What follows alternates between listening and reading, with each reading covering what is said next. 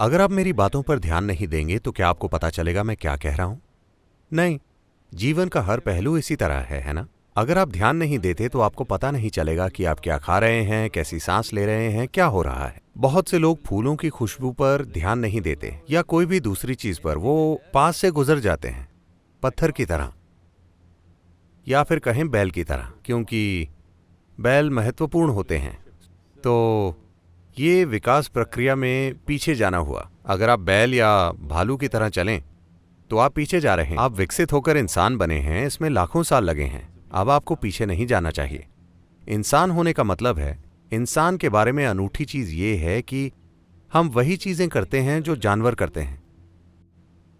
बस यही है कि जो जानवर करते हैं हम भी वही करते हैं, लेकिन हम उसे जागरूक होकर कर सकते हैं। यह बहुत बड़ा फर्क है। और किसी चीज को जागरूकता से करना तब तक संभव नहीं होगा जब तक आप उन चीजों पर पर्याप्त ध्यान नहीं देते जो आप करते हैं या नहीं करते। विशेष रूप से वो चीजें जो आप नहीं करते, आपको उन पर पूरा ध्यान देना चाहिए, वरना वो आपके अंदर घुस जाएंगे। तो ये अटेंशन डेफिशिएंसी सिंड्रोम इसलिए हुआ है क्योंकि लोग जानकारियों को शिक्षा समझते हैं। फिलहाल हमारी पूरी शिक्षा व्यवस्था ही ऐसी है। आप पर जानकारी का ढेर डाल देना। आप जितनी ज्यादा जानकारी का ढेर लगाएंगे किसी दिमाग में, या कहें कि बचपन से जानकारी डाली जाए, तो उसकी ध्यान देने की रुचि उतनी ही कम हो जाएगी। क्योंकि कुछ भी जाने बिना जानकारी आपको एक झूठी भावना देती है कि आप सब जानते हैं। यह अब एक फैशन बन गया है। आज अगर आपको एक डिनर पार्टी में आमंत्रित किया गया है तो आप गूगल पर 100 करोड़ आकाशगंगाओं की जानकारी ढूंढते हैं। उन सभी को नंबर और नाम दे दिए गए हैं, ठीक है? वो 567 BZ, वो गैलेक्सी, उसके बारे में आपके पास कुछ जानकारी है। आप गूगल पर जाते हैं, 2 वाक्य उठाते हैं और पार्टी में जाते हैं। जो भी आपसे बात करता है, नमस्ते, आप कैसे हैं, आप कहते हैं, अरे क्या आप इस गैलेक्सी के बारे में जानते हैं जो करोड़ों प्रकाश वर्ष दूर है, जो BB ऐसा कुछ है। आप इस बारे में बात करते हैं और सभी को लगता है कि आप स्मार्ट हैं। There's a whole problem with the world right now. पूरी दुनिया के साथ फिलहाल यही समस्या है। हम सूचना को बुद्धि समझने की गलती कर रहे हैं। एक व्यापारी या कोई भी इंसान जो किसी परिस्थिति में रास्ता खोजना चाहता है, उससे बुद्धि की जरूरत है, ना कि बस सूचना की। सूचना थोड़ी उपयोगी हो सकती है, लेकिन बुद्धि ही आपको किसी विशेष स्थिति से गुजरने का एक अनूठा रास्ता दिखाएगी, ना कि वैसा रास्ता जो कोई और अपना रहा है। हम सूचना को बुद्धि समझने की गलती कर रहे हैं। जब आप खुद में बहुत ज्यादा जानकारी का ढेर लगा लेते हैं तो ध्यान देना बहुत मुश्किल हो जाता है। जब आप बिल्कुल ध्यान नहीं देते, जब आप में ध्यान बनाए रखने की कोई क्षमता नहीं होती, तो आपने अपनी बुद्धि तक पहुंचने की क्षमता भी खो दी है। आप बस याददाश्त से सूचना बाहर निकालते रहेंगे। एक सुंदर घटना हुई। आपने एंड्रू कार्नेगी के बारे में सुना है?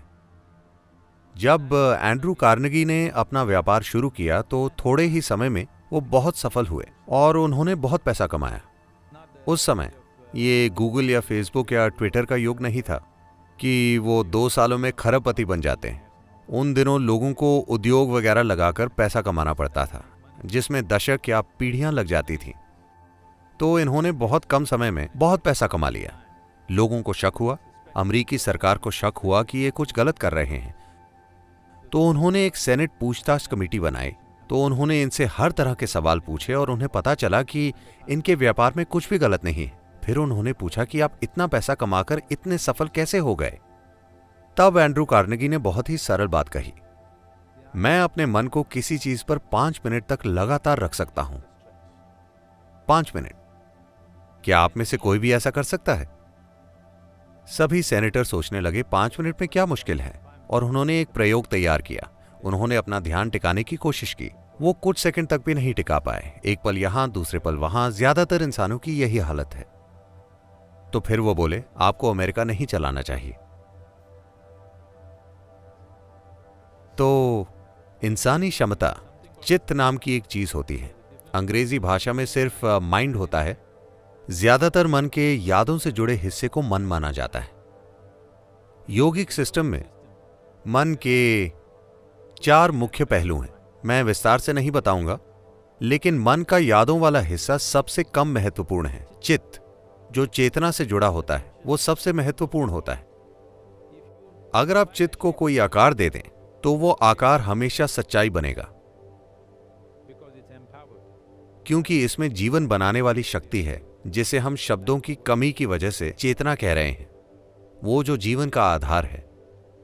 जब आपका मन उससे जुड़ जाता है तो आपका मन जो आकार लेता है, मन एक बादल की तरह है, आप उसे कोई भी आकार दे सकते हैं। आप उसे देवता बना सकते हैं, आप उसे शैतान बना सकते हैं, आप उसे पशु बना सकते हैं, आप उसे जो चाहे बना सकते हैं। ये एक आकार रहित चीज है। तो अपने चित्त को आप जो आकार देते हैं वो हमेशा दुनिया में सच्चाई बनेगा, क्योंकि इसे जीवन को बनाने वाली ऊर्जा से शक्ति मिलती है। तो यही मन का सबसे महत्वपूर्ण पहलू है, ना कि यादें।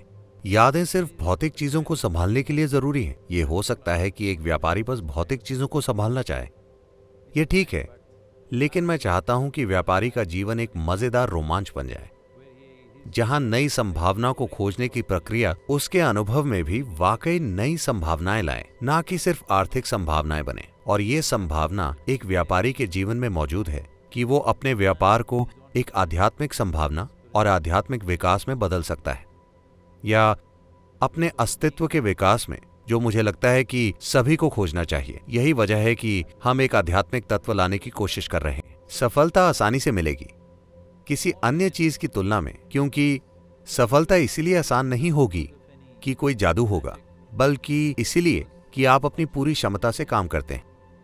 अगर आप जानते हैं स्कूलों में 3 टांगों वाली दौड़ होती है।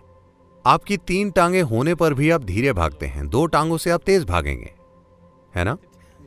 3 टांगों से आपको ज्यादा तेज होना चाहिए अगर आप सिर्फ संख्याओं को देखें तो। लेकिन ये ऐसा है, ज्यादा सूचना के साथ, ज्यादा सूचना का मतलब है कि जो चीज आपकी नहीं है उसे आप अपनी यादों से जोड़ लेते हैं और उसके आधार पर अपनी पहचान बना लेते हैं। आप जितना ज्यादा वैसा करते हैं, आप उतने ही कम असरदार बनते जाते हैं। लेकिन फिलहाल हमारी पूरी शिक्षा व्यवस्था जानकारी देना है, और इंटरनेट मौजूद है।